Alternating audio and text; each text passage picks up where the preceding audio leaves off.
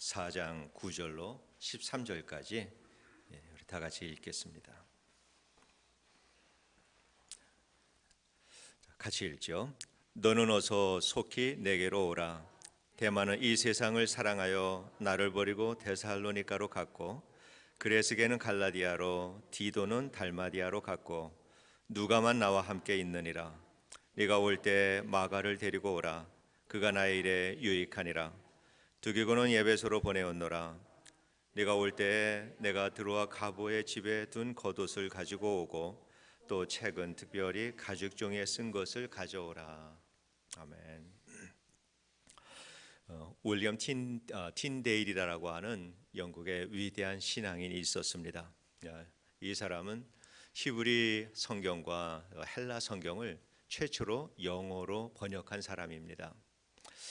틴데일은 로마 캐톨릭 교회가 신학적으로 많은 오류가 있다라고 하는 것을 발견을 하고, 성경을 번역을 해서 올바른 신학을 보급을 하면은 영적 개혁이 일어나게 될 것이다라고 하는 이것을 확신을 하고 성경을 번역하기 시작을 했습니다. 그 당시에 영국에서는 성경을 번역하게 되면 화형을 받게 됩니다. 그렇게 해서 화형으로 불에 태워서 사람을 죽였습니다.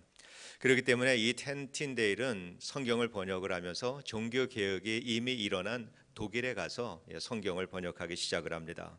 그리고 1532년에 신약으로 된 영어 성경을 발행을 하게 됩니다.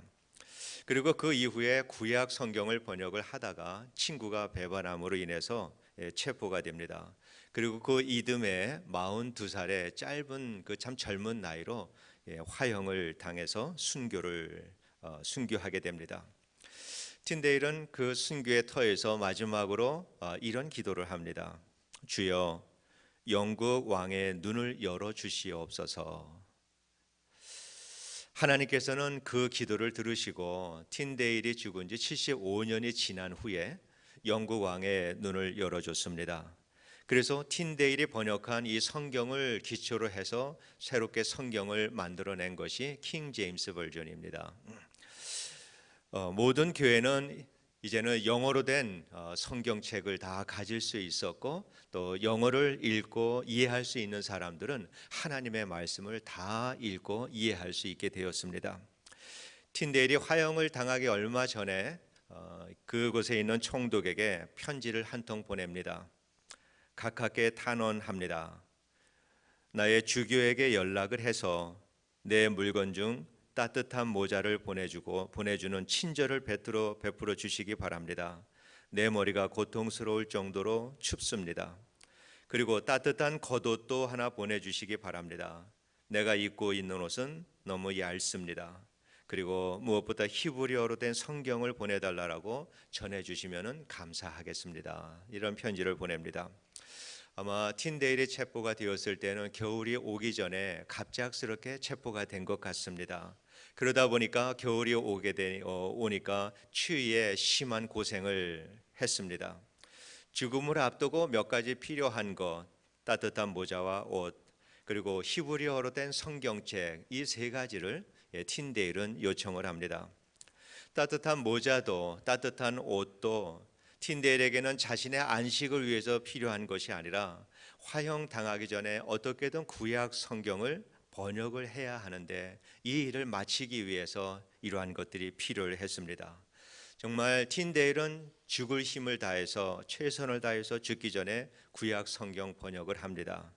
그래서 틴데일이 번역한 그 성경을 가리켜서 피 묻은 성경이다라고 하는 별명을 붙여주었습니다.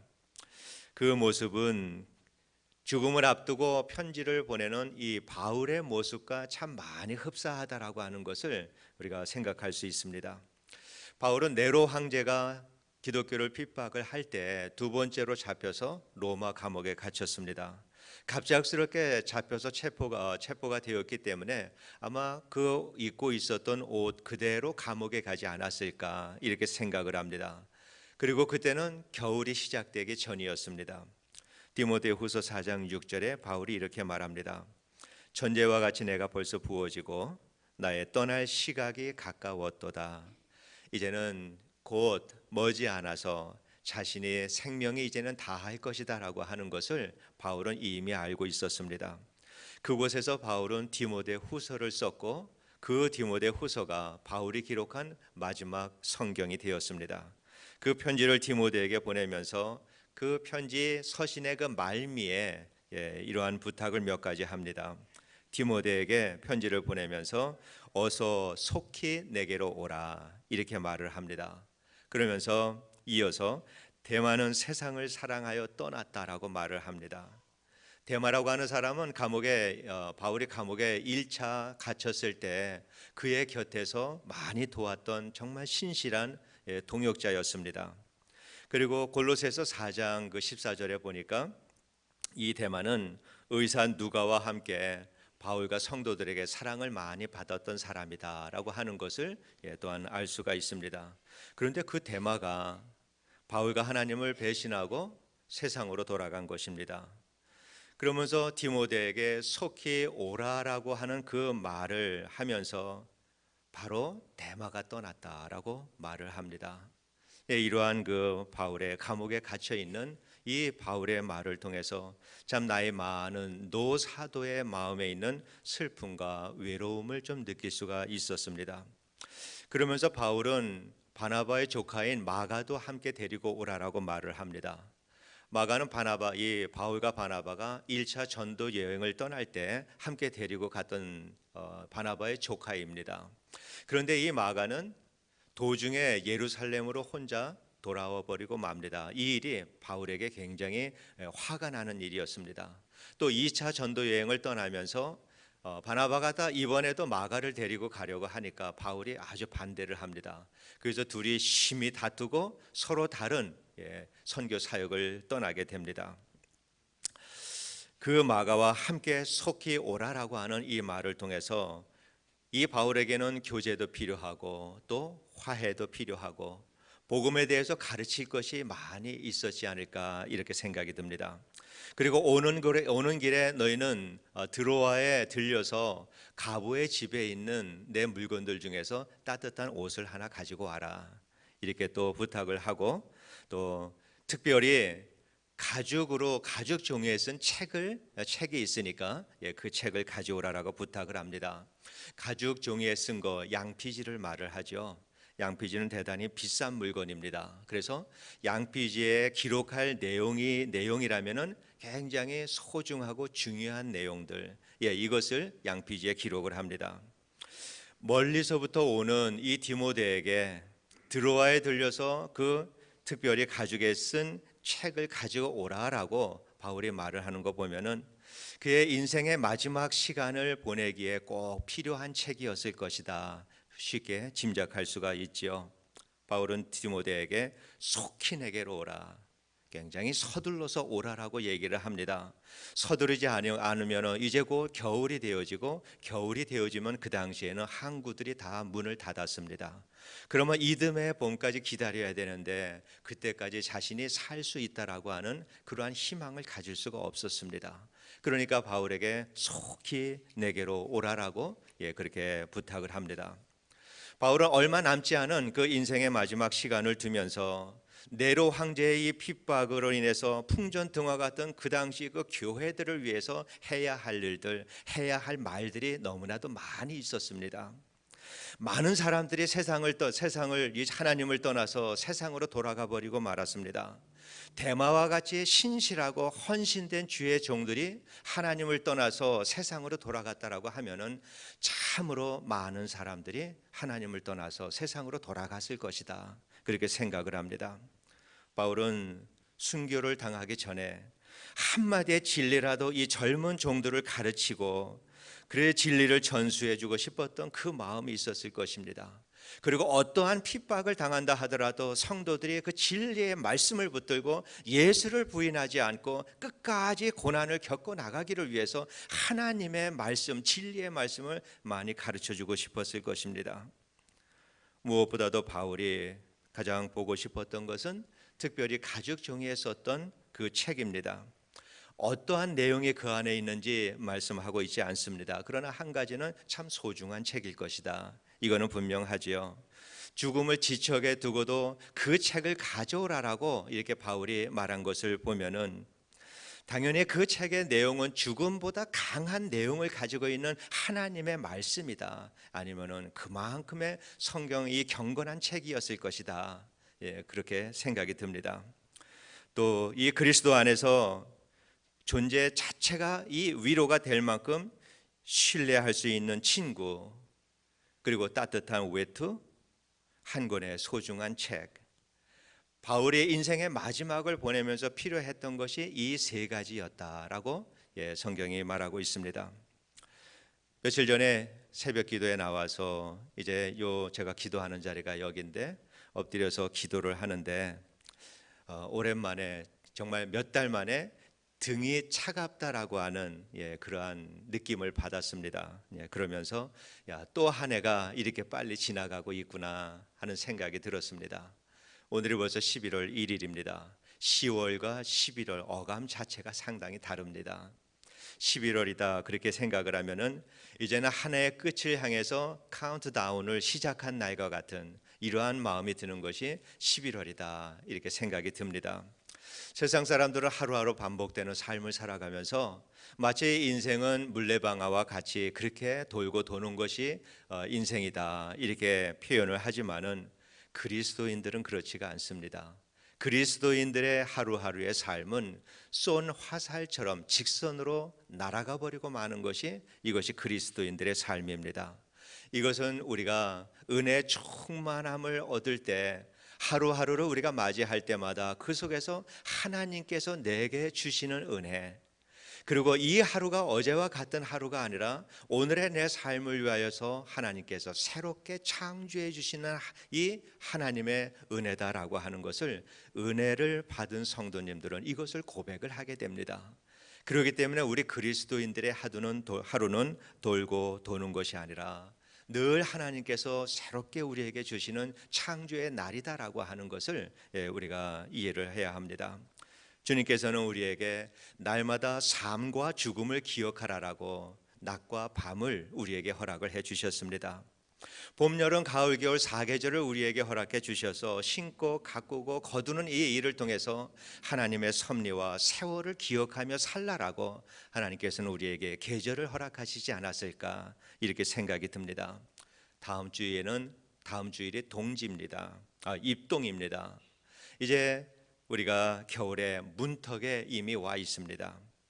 봄에 밭 갈고 씨 뿌리고 여름에 땀 흘리고 풀 메고 수고하고 겨울에 그 많은 것들을 거두고 이렇게 한 사람이 겨울을 안식과 평안의 계절 속에서 겨울을 맞이할 수가 있습니다. 그러나 수고의 열매가 없는 사람들은 겨울은 고난과 두려움의 계절입니다. 따뜻한 옷도 없고 또 사랑하는 이웃도 없고 내 영혼을 풍요롭게 할 만한 그러한 생명의 말씀이 내 안에 있지 않은 이 사람들에게 이 인생의 겨울은 춥고 매서운 바람이 부는 날들이다 이렇게 생각을 합니다. 먼저 우리에게는 좋은 이웃이 있어야 합니다. 그리스도인에게 이웃은 참으로 소중한 사람들입니다. 이웃을 사랑하고 섬기라라고 하는 말을 우리는 교회에서 참 많이 합니다. 그래서 때로는 나는 내가 해야 될 이웃을 사랑하고 섬기는 일에 나는 최선을 다했습니다. 마치 이웃을 사랑하고 섬기는 일이 내가 감당해야 될 책임인 것처럼 이렇게 생각을 하면서 그래도 나는 이 일에 대해서 나는 할 만큼 다 했다라고 생각하는 이러한 그리스도인들은 학교에서 학점으로 얘기하면은 C 학점 정도 되는 사람이다. 그렇게 얘기할 수가 있어요. 그런 사람들은 하나님의 은혜를 절반 정도 아는 사람이다. 이렇게 생각을 합니다. 하나님께서 우리에게 이웃을 주신 주신 이 궁극적인 목적은 사랑하고 섬기라라고 우리에게 이웃을 주신 것이 아니라 사랑하고 그 이웃을 사랑하고 섬김으로 인해서 내가 예수 닮아가라고 우리에게 이웃을 주신 것입니다. 그렇기 때문에 주님께서 주신 그 이웃을 통해서 우리는 우리의 믿음이 자라야 합니다. 내가 부지런히 이웃을 위해서 열심히 일하고 섬겼는데 그렇게 말하면서도 내 삶 속에 믿음이 성숙되어지지 않는 그러한 모습이 보인다면은 우리는 잘못 신앙생활을 하고 있다, 이렇게 생각하면 됩니다. 그래서 우리가 이 세상의 삶을 마치고 언젠가 주님 앞에 서게 될 때 주님께서는 우리에게 물으실 거예요. 내 이웃을 통해서 내 이웃들을 내가 다 내게 붙여주었는데 네가 그 이웃들을 통해서 얼마나 성화되었니? 네가 얼마나 거룩한 삶을 살았느냐라고 하는 것을 주님께서는 우리들에게 물으실 것입니다. 이웃은 우리 자신을 제외한 모든 사람들이 이웃입니다. 우리 자녀도 가족도 친구, 친지 모든 사람들이 우리들의 이웃입니다. 하나님께서 그 이웃을 우리들에게 주신 목적은 바로 그 이웃들을 사랑하고 섬기면서 네가 나를 닮아가라고 주님께서 우리에게 이웃을 주신 것입니다. 그래서 우리는 우리 곁에 이웃이 어떤 사람이든지 그 이웃을 소중히 여겨야 합니다. 실상 그러나 우리는 그렇게 살지를 못합니다. 우리는 다른 사람에 대해서 알면 알수록 처음에는 가까워졌다가 시간이 지나면서 알면 알수록 그 사람과 점점 멀어져 가는 것, 알면 알수록 멀어져 가는 것이 사실은 우리들이 많이 하고 있는 일들입니다. 그래서 실망하고 떠나게 되고 서로 마음에 상처를 주고 그러면서 세월은 지나가는데도 깊이가 깊어지지 않는 것, 우리들의 삶이지요. 정말 주님께서 원하시는 그 사람이다, 이웃이다라고 할 때에는 그들이 허물이 있다면 내가 허물을 안아주고, 또 주님이 참으로 원하시는 그 사람은 허물이 많은 사람들을 통해서 네가 좀 더 거룩해지기를 원하시는 것, 이것이 우리 주님이 우리에게 이웃을 주신 목적이다, 그렇게 생각을 합니다. 때로는 이 사람은 나하고 20년 30년 아는 사람이다 라고 소개를 할 때 보면은 서로 사이가 그렇게 깊은 것을 전혀 느끼지 못하는 이러한 사람들도 많이 있습니다. 우리는 상대의 허물을 덮어줘야 합니다. 잘못된 것을 알매도 우리는 사랑해 줘야 되고, 내 마음에 상처를 주는 사람이 있다 하더라도 그래도 끌어안아 주어야 합니다. 왜냐하면은 그분이 나를 힘들게 하고 나에게 어려움을 주고 내 마음에 상처를 주는 그 사람으로 인해서 내가 더욱더 성화를 이루어 나가지 못한다면은 우리는 주님의 뜻에 맞는 삶을 살고 있지 않다라고 하는 것을 말하고 있는 것이기 때문입니다. 우리가 힘들 때, 정말로 고난 가운데 있을 때, 외로울 때, 근심과 걱정으로 잠을 이루지 못할 때, 여러분의 주위에서 이 모든 것을 나눌 만한 이러한 그 영적으로 성숙한 이웃이 있다면은 정말 이것만큼 복된 성도가 어디 있을까? 바라기는 우리 성도님들이 서로가 서로에게 그러한 친구가 되어 주시기를 진심으로 원합니다. 그리고 우리에게는 따뜻한 옷도 필요합니다. 우리는 세상에 살면서 부지런히 일을 합니다. 그런데 일만 열심히 할 것이 아니라 우리는 지혜롭게 쉬어야 되고, 또 음식도 건강을 위하여서 잘 절제를 하고 음식도 먹어야 합니다.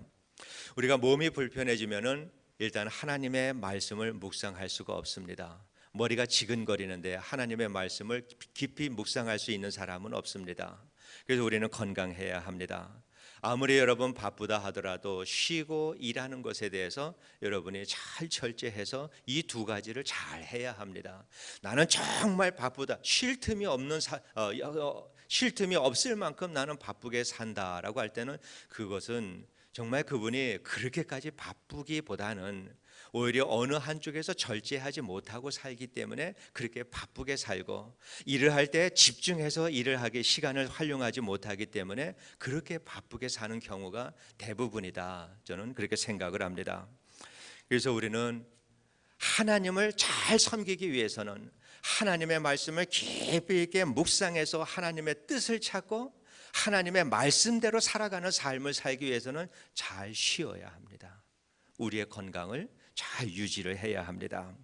우리가 먹고 쉬고 일하고 이러한 일들이 건강하게 살아서 오래오래 건강하게 이렇게 사는 것이 우리의 목적이 아니라, 그 건강을 가지고 우리는 주님이 부르시는 그날까지 복음을 위해서 일해야 되기 때문에 우리는 건강해야 합니다. 그래서 우리는 우리를 위해서 건강한 것이 아니라 하나님의 나라를 위해서, 하나님의 의를 위하여서 복음을 땅끝까지 전하는 그 일을 위해서 나는 내 건강을 지켜야 되고, 그래서 건강에 어려움이 있을 때 담대하게 하나님, 나의 건강을 회복시켜 주옵소서. 복음 들고 나가야 합니다. 내 건강을 회복시켜 주옵소서. 이러한 간절한 마음을 가질 때 하나님께서는 그러한 삶을 살아갈 수 있도록 우리에게 환경을 허락해 주실 줄로 믿습니다.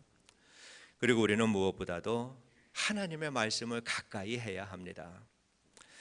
그리스도인에게 옷이 필요하고 또 따뜻한 옷, 또 좋은 이웃이 필요한 것은 하나님의 말씀을 위해서, 하나님의 말씀대로 살기 위해서, 이것이 우리에게 필요한 이유입니다.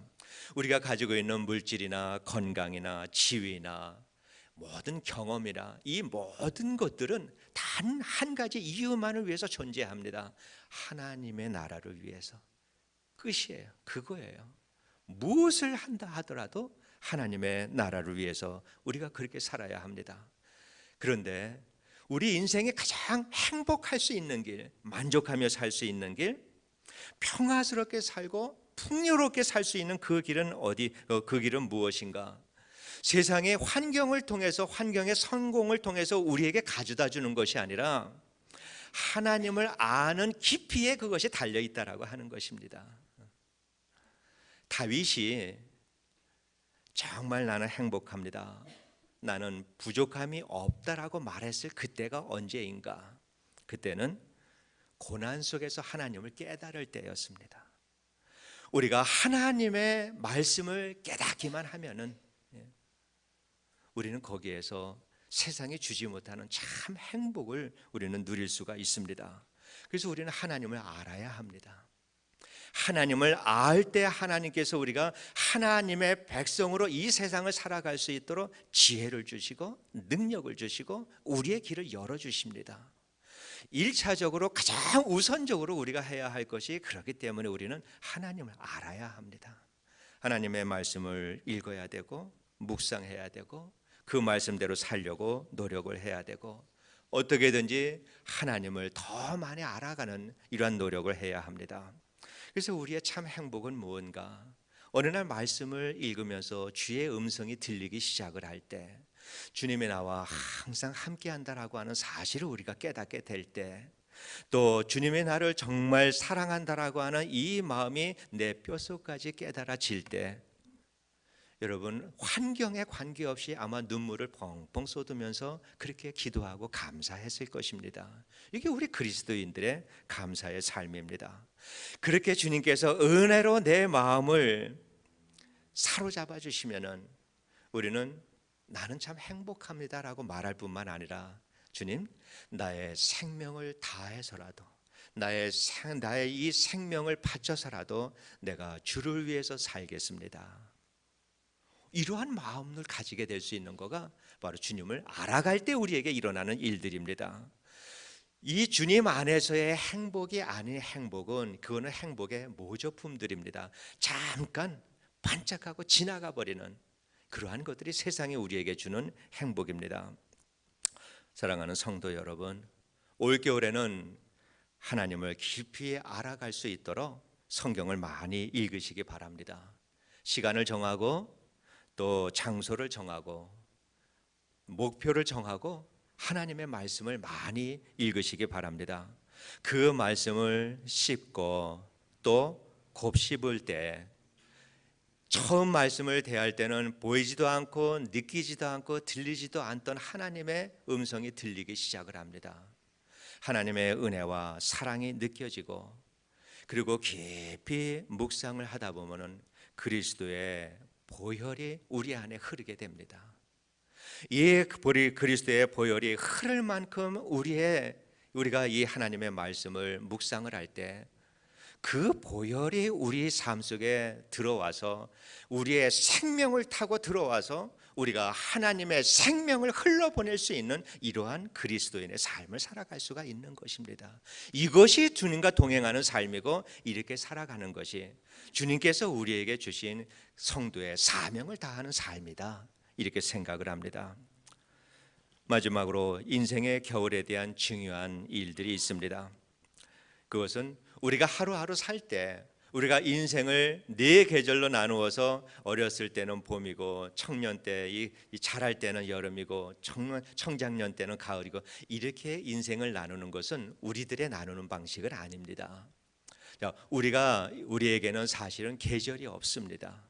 우리의 신앙생활은 겨울의 끝자락에서 살아가는 사람들이 우리 신앙인의 삶입니다. 자, 겨울의 끝자락은 뭔가? 그거는 우리 인생이 끝나는 곳입니다. 삶과 죽음이 맞닿은 것, 이때상에서의 모든 삶을 다 마치고 주님 앞에 서는 그 순간이 이것이 인생의 겨울의 끝입니다. 우리가 오늘 현실에 살아가면서 그곳을 바라보며 살아가는 것, 이것이 그리스도인들의 삶입니다. 내가 주님과 연합된 삶을 산다. 내가 그리스도와 함께 죽었고 내가 이제는 믿음으로 산다라고 하는 바로 그곳을 바라보면서 오늘을 살아가는 사람들이 바로 그러한 신앙인들입니다. 그것을 우리가 바라보고 살아갈 때 그 믿음을 통해서 하나님의 나라가 우리 안으로 들어오기 시작을 합니다. 세상에 살면서 세상 사람들은 도저히 알지 못하는 죽어서 구원받은 사람들만이 누릴 수 있는 그 하나님의 나라, 또 하나님의 나라가 우리에게 공급해 주시는 그 하늘의 기쁨과 평강을 언제 누릴 수 있는가? 그것을 믿음의 눈으로 바라보는 성도들을 통해서 그 믿음이라고 하는 통로를 통해서 그 성도의 가슴 속에서 이루어진다라고 하는 것입니다. 그래서 우리는 오늘을 살면서도 하루하루가 인생의 겨울의 끝자락 속에서 우리는 살아간다라고 하는 종말론적인 신앙을 가지고 살아갈 때 우리는 참 신앙인의 이 생활을 우리가 바로 할 수가 있습니다. 그렇게 살아가야 우리는 하나님의 나라를 누리며 살아갈 수 있고, 또 오늘 우리에게 닥치는 모든 이 시련들을, 또 신앙의 도전과 유혹들을 이겨나갈 수 있는 힘이 그곳을 바라보는 성도들에게 임한다라고 하는 사실을 우리가 이해를 해야 합니다. 이 겨울이 다 지나가기 전에 인생의 겨울 끝자락에서 우리 주님께서 늘 공급해 주시는 주님의 크고 놀라운 사랑과 은혜가 우리 모든 성도님들 마음속에 충만하게 채워주시기를 원합니다.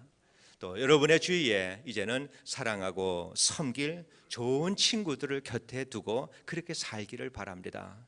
그래서 그 친구들을 사랑하고 섬기면서 믿음의 깊이를 더해갈 수 있게 되기를 원합니다. 또 환절기에 아프지 말고 건강하게 이렇게 지내시면서 그래야 우리는 건강한 모습으로 복음을 위해서 달려갈 수 있는 이러한 참신앙인의 삶을 살아갈 수가 있습니다.